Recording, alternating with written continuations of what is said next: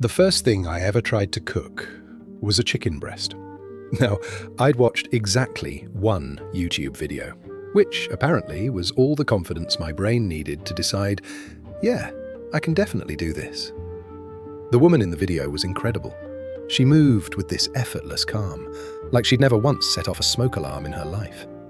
She sprinkled salt like she was blessing the food, then gently placed the chicken into the pan. It sounded magnificent. Mine made exactly the same sound, so naturally, I assumed I was a culinary genius. I turned around just long enough to chop an onion.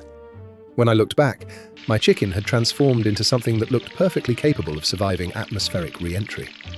I tried cutting it. If you've ever wondered what chewing on a leather wallet feels like, I highly recommend my recipe. I still ate the whole thing, mostly because admitting defeat to a piece of poultry felt somehow more painful than eating it. Back then, I thought I'd burned a chicken. Looking back, I think I was burning something else. The funny thing is, I didn't actually want to learn how to cook.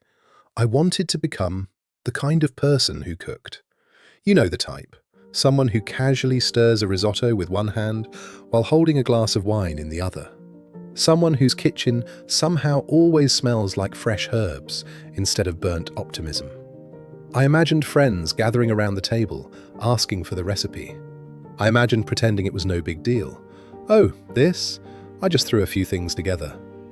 I'd even pictured myself wearing one of those expensive linen aprons, as if the apron was somehow responsible for the skill. It wasn't really about food.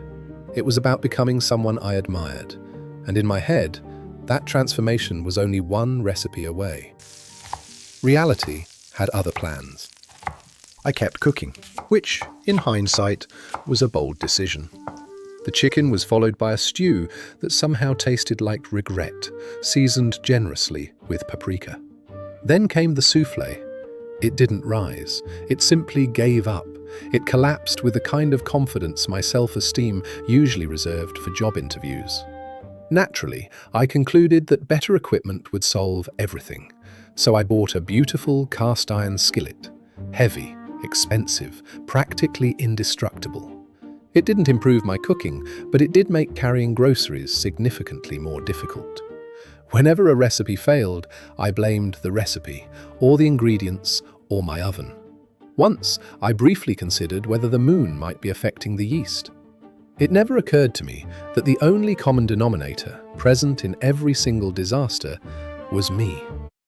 That realization takes an embarrassingly long time to cook. Then, I decided to bake bread. Not because I needed bread, because bread felt important. There was something almost magical about it, just flour, water, salt, and time. How difficult could it be?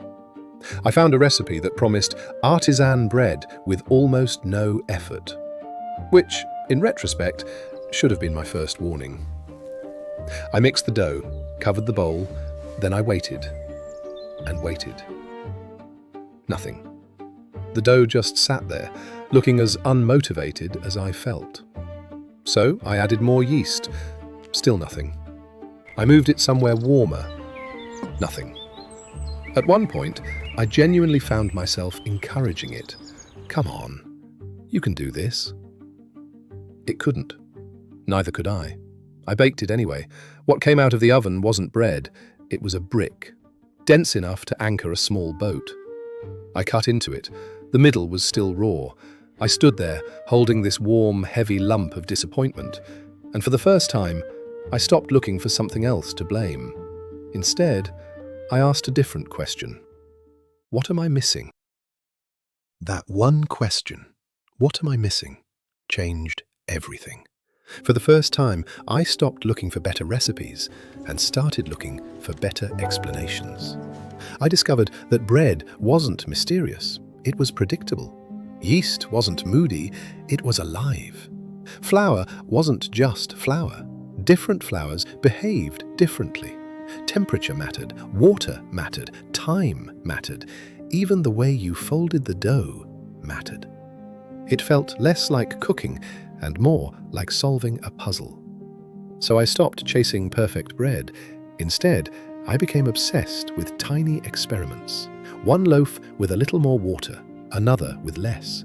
A warmer kitchen, a colder one. I filled pages with notes, crossing out mistakes, circling tiny improvements. The bread wasn't changing overnight, but something else was. For the first time, I wasn't trying to impress anyone. I was simply trying to understand. Then one Saturday morning, something different happened. I pulled the loaf out of the oven, and before I even looked at it, I heard it. The crust, softly crackling as it cooled. I'd heard that sound before, in bakeries, never in my own kitchen. I turned it over and tapped the bottom. Hollow, exactly the way every baking book said it should sound. For a moment, I just stood there smiling like an idiot. Not because it was perfect, it wasn't. The crust was a little darker than I'd hoped for. The shape leaned ever so slightly to one side. But this time, none of that mattered. Because for the very first time, I didn't just know that it had worked. I knew why it had worked. I sliced it while it was still warm, spread a little butter, a pinch of salt. Then I stood over the kitchen sink, taking one slow bite after another.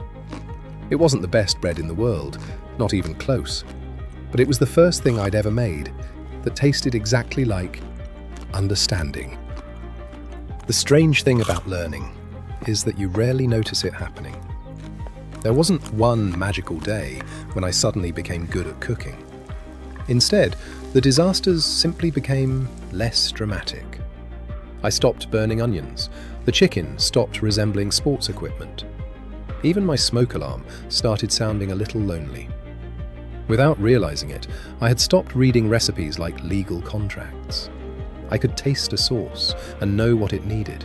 Too much citrus, not enough salt, a little more thyme. Small decisions made quietly, one after another. Then one evening, a friend came over for dinner. Nothing fancy, just fresh pasta, homemade tomato sauce, and a loaf of bread that actually deserved to be called bread. She took one bite, looked at me, and smiled. When did you get so good at this? I laughed, because she wasn't tasting tonight's dinner. She was tasting every burnt chicken, every collapsed soufflé, every brick of bread. Every evening, I almost convinced myself to stop trying. She just couldn't see them. Only I could. I still burn things. Just last week, I managed to overcook toast, which is impressive when you think about how little cooking toast actually requires. My omelettes still have an identity crisis. Half the time they become scrambled eggs, whether they wanted to or not. And every now and then, I'll try a recipe that's far beyond my abilities, just to remind myself that I still have plenty left to learn. The difference is, those mistakes don't embarrass me anymore. They belong here. They're part of the recipe, because every meal I've ever been proud of has been quietly seasoned with dozens of meals I'd rather forget. Sometimes I think we admire the wrong part of success. We celebrate the finished loaf, the beautiful painting, the sold-out concert, the successful business, without ever seeing the burnt bits that made them possible. But maybe those burnt bits aren't mistakes at all. Maybe they're just the ingredients nobody gets to taste. I used to think learning to cook meant becoming a chef. Now, I think it simply means becoming someone who's no longer afraid to ruin dinner. Because the only empty plate is the one you were too afraid to serve. The MonkeySage.